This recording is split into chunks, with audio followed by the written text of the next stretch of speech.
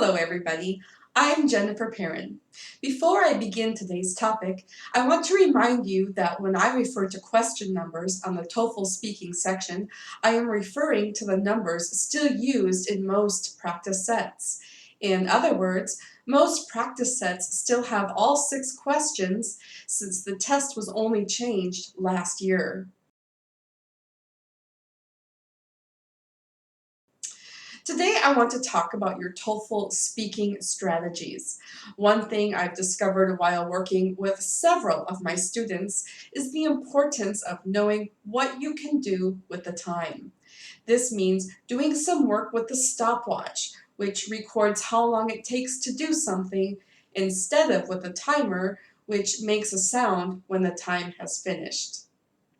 One thing I like doing with the stopwatch is to find some number 2 questions to practice with. There are about 20 pages of these in the 4th edition of the official guide to the TOEFL, which you can easily find online for free. I will put the link in the description below this video. You will see that these questions are actually found in the writing section of the book. The link and page numbers can be found below this video. Speaking question number 2 and the independent essay questions are very similar, so it is extremely useful to get familiar with all of them.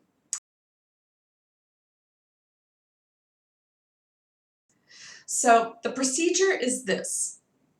Close your eyes, put your finger anywhere on a page, open your eyes, read the prompt, and start the stopwatch immediately.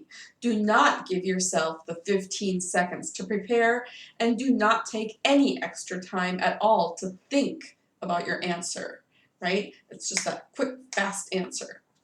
So first come up with your short answer. You should know this in 1 second or less. Okay, make a fast decision if your first reaction is on the fence. Do I agree or do I disagree? Do I believe that people should do this or do I believe that people should do that? Okay, then quickly think of your reasons. Don't worry about thinking of the best reasons. You can easily support any reason you have with examples or emphasizing why it's important. Force yourself to give yourself 2 reasons. It's okay to take a couple of seconds to think of your second reason, but hopefully that second reason is forming in your head as you write down 1 or 2 words from your first reason. After you write your second reason, press pause on your clock and look at your time. How long did that take? How many seconds do you have left? If it was longer than 15 seconds, think about why. What was sucking up your time?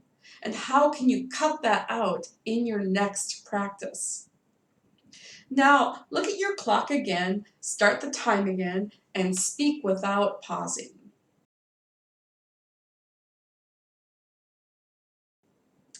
No, you'll probably not fill 45 seconds, but that's not the idea here. You are simply learning how long it takes to generate basic ideas and how far those ideas will take you.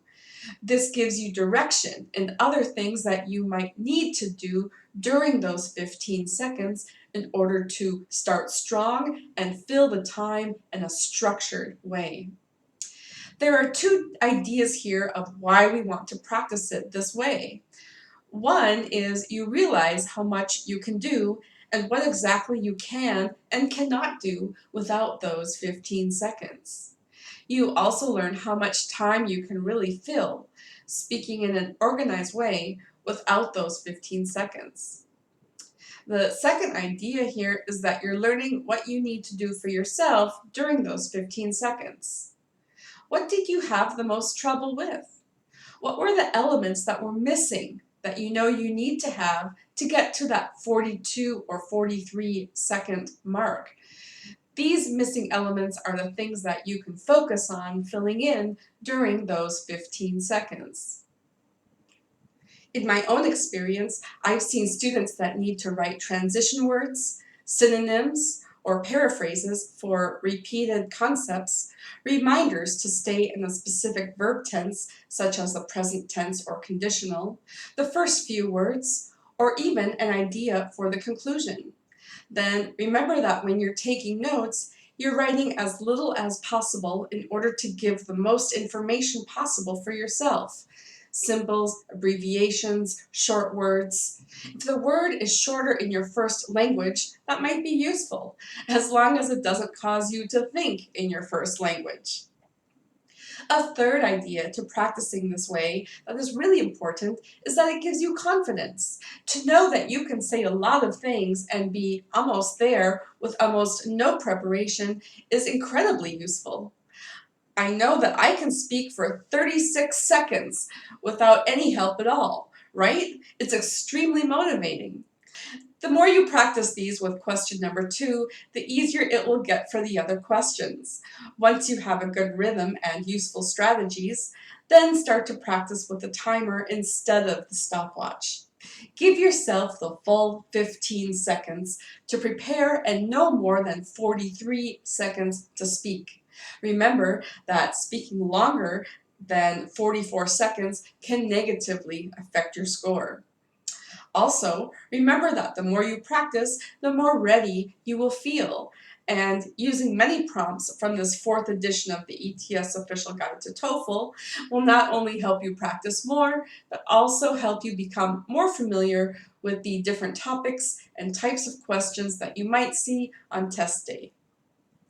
So please click like if you found this video helpful. If I receive enough likes, I can become sponsored, which means higher quality videos for you.